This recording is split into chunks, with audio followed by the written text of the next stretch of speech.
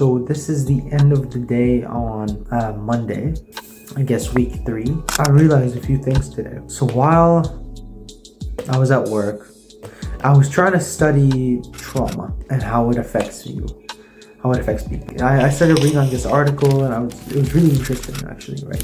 But the thing is, I've been so preoccupied with trying to learn about trauma and processing emotions that I actually kind of did something counterintuitive, which not processing my emotions. And I really think that's why I'm kind of so scared to start a dopamine detox, because I was also doing research on that, on how to start a dopamine detox, what to do and everything. But in reality, I think I genuinely do know what to do. All I need to do for a dopamine detox is just not go on my phone, not use any social media, not eat junk food, not try and collab girls, no drinking, no smoking, no porn.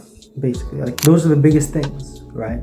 But I've been distracting myself because I don't want to deal with my actual living situation right now, because honestly my living situation kind of sucks.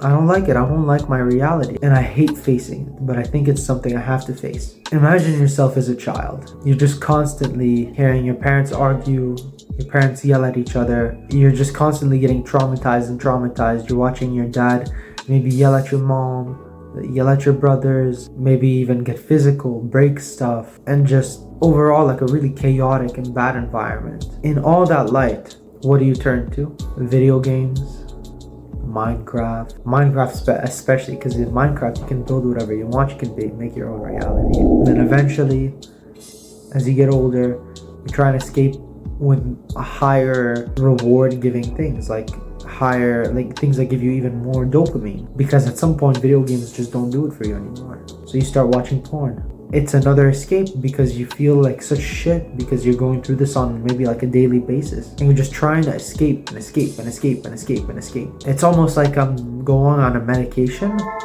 that gives me all the benefits, but as soon as I go off the medications, all of my reality before comes back. It's not your fault that you are addicted to those things. They made us addicted to these things, and it's okay. But you know what? It is your fault for knowing that you're addicted to those things and knowing you can improve, but choosing to stay there. That's the harsh reality we have to live with, because as children, okay, we can escape, but as you get older and older, you can't escape it. You have to face it, and it really sucks, but that's the only way you'll ever grow. And I feel like there's so much, as corny as it is, so much darkness, so many things and emotions that I need to let off. And I feel like everything I do nowadays is a product of those emotions, a symptom to let them out. All right, hello. So today it's day 2. It's Tuesday, and honestly, I'm feeling really fucking good today. I wanted to talk about this. Is when I came to work today, there was an old lady sitting at a chair, like on the side over there, right? And I go in, and I'm just smiling because, to be honest, I'm just feeling good. I see this lady. I say good morning, and she says good morning. How are you? I start talking a little bit. She's so sweet. It was the sweetest lady ever, and I'm like, man, it's so cold. We don't get much sunlight anymore. And she's like, in this weather, we have to keep smiling. We especially need a smile like yours to keep everyone, happy, because we don't have much sun. And you know what? That really brightened up my day. And I feel like everybody should have that sort of thing where you have a good experience like that, and it genuinely gives you a smile on your face. And I wish that for everybody. The later part of my day, I got really busy. 2-3 customers were coming in. I had people ringing the phones. I was leaving in 30 minutes. My boxing gym is 15 minutes away. All right, the class is from 6 to 7. I finish work on most days exactly at 6, right? I actually left late this time, so I was actually there at 6:30, not 6:15, so I only had 30 minutes to work. So I get there. Honestly, I felt super good. I felt way better because I honestly just noticed that I didn't overthink. I felt I did a lot better than last time with the same people. And to be honest, I really think it's all psychology. It's me. It's a combination of me doing these good habits, trying to improve my mental health. And I really want to get to the point where I can control everything like that. Because at the end of the day, there's 3 different types of freedom, in my opinion. Physical freedom, okay? So you can look amazing, feel amazing. Your body is, free. Then there's mental freedom. your inner thoughts are positive. Not just positive, but you understand yourself and you understand them. When you're by yourself, your emotions are not default shit and anxious and you feel bad. And then there's financial, which is the one I don't know the most about, to be honest. At the end of the day, I'm starting this channel because I want to make money. I want to use that money for not only my self-improvement, but the self-improvement of others, people I love and care about, to set my family free. Because that's the biggest thing holding most people back, it's money. If you had all the money in the world, would you still be happy, genuinely? Right? That's a good question to ask yourself. So yeah, honestly, I felt a lot better today. Anyways, I'll see you tomorrow. Today is Wednesday. It's my day off from work, and well, I'm sure you know what I did. I went to the sensory deprivation. I was fucked up. I thought I would just get in there, start going through a bunch of all my old trauma, my emotions, crazy shit. What ended up happening was I went in there. It took me like at least 20 minutes to adjust to what the fuck was going on. And my mind didn't actually process what I thought it was going to start processing, which is like childhood trauma. It actually started processing shit that's really recent. What did I do after? I got pretty bored, and I wasn't going to training today because my coach, he couldn't make it today, right? So we're gonna do it another day. When there's nothing to do, basically, I get so bored and I want to do something, and I always want to fill up my time, right? And that's actually the prime time for me to try and improve myself and process emotions. The cool thing about that is that I already kind of did that during the sensory deprivation, so I kind of got this urge to socialize. And what I actually ended up doing today was contacting a bunch of friends I know and seeing who was available. And one of my friends was actually available. I met her and we talked, went out to eat, blah, blah, blah.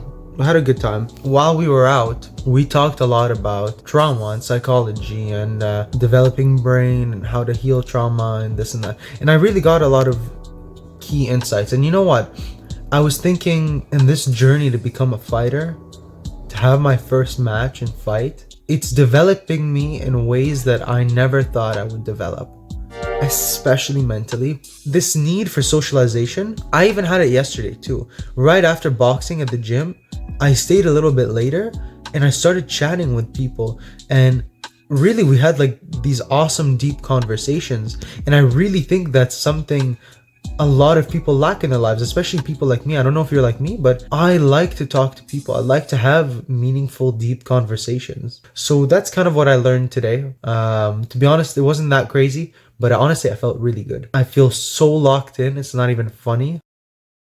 So, I'm eating some fucking Popeyes. I have 16 blackened chicken tenders, which I actually didn't even know until like not that long ago. My friend actually got these for me once. I'm like, where the fuck did you get these? He's like, yeah, you have to like order them and wait for them, but they're not really on the menu. So I got them and they're fucking scrumptious. So 16 of these, 900 something calories with like 130 grams of protein, which is crazy. And it's so good. One thing that's going on with me, my ears. So after that sensory deprivation, my ears were like they had water in them. They were kind of blocked, and you know what? I kind of thought it was just gonna go away. But it's been like 2 or 3 days now, or actually I don't even know how long it's been, but it's not gone.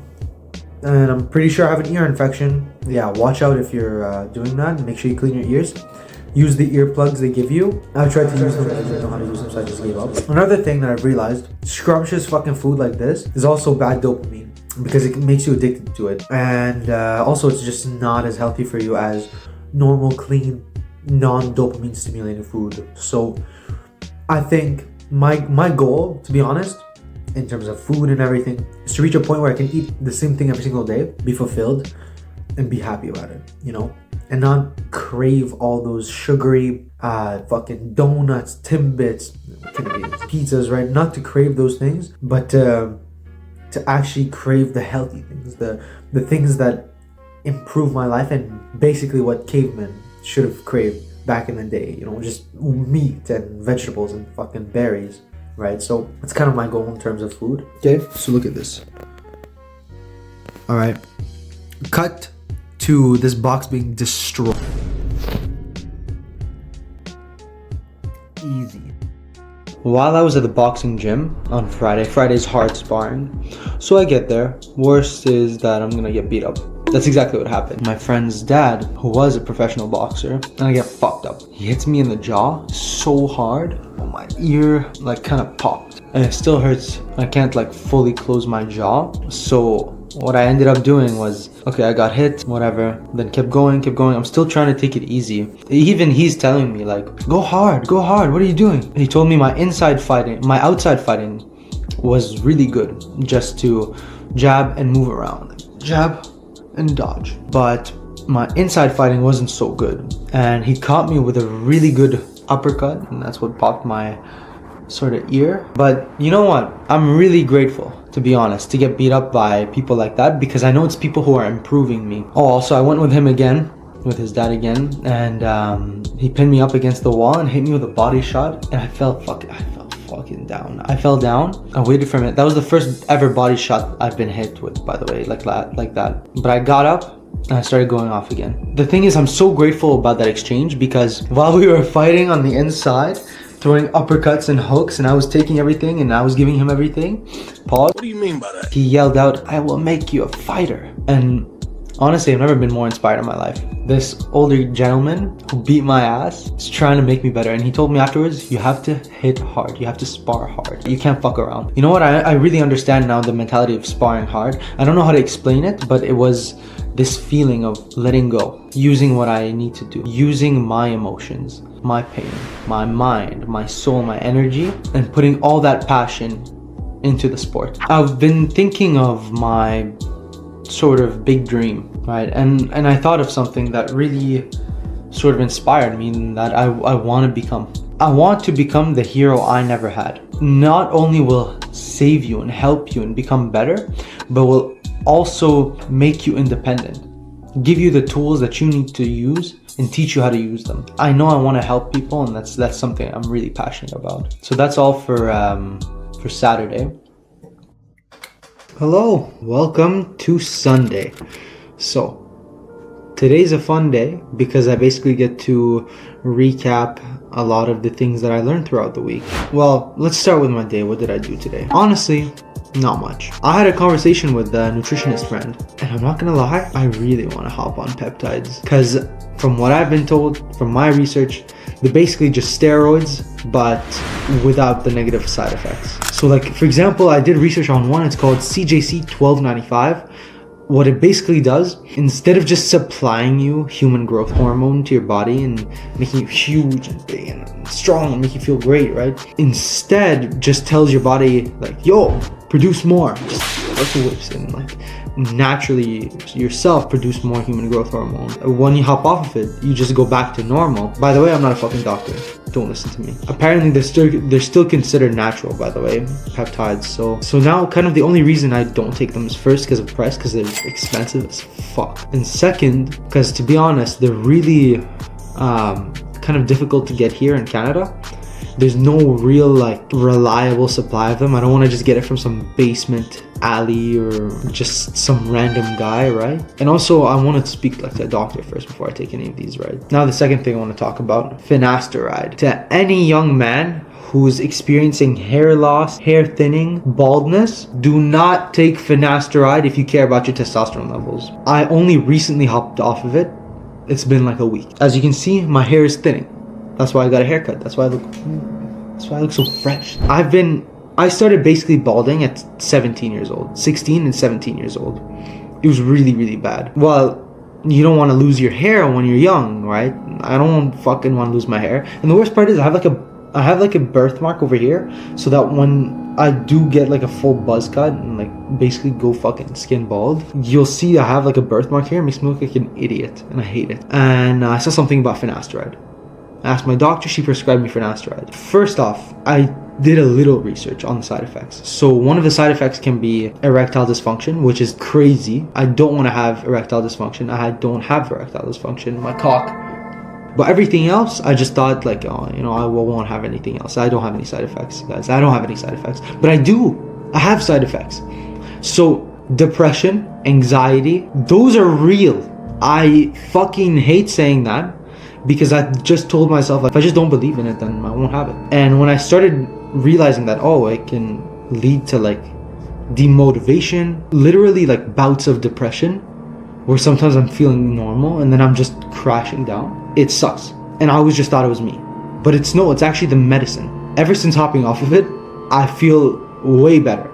And I feel normal. I'm smiling more. I'm happy. Sometimes I would just sit there with my own emotions and I'd just start feeling like shit. You know, I still feel like that too, but I don't feel it as much. I don't feel as shit as I used to. Because before, I believed that before when I was taking it, it would genuinely it played like with my brain chemistry. I don't know what it did. My nutritionist friend told me it increases your estrogen, and it really makes a lot of sense now. I haven't noticed that much progress in the past 2 years at the gym. So ever since I stopped taking it, I feel way better.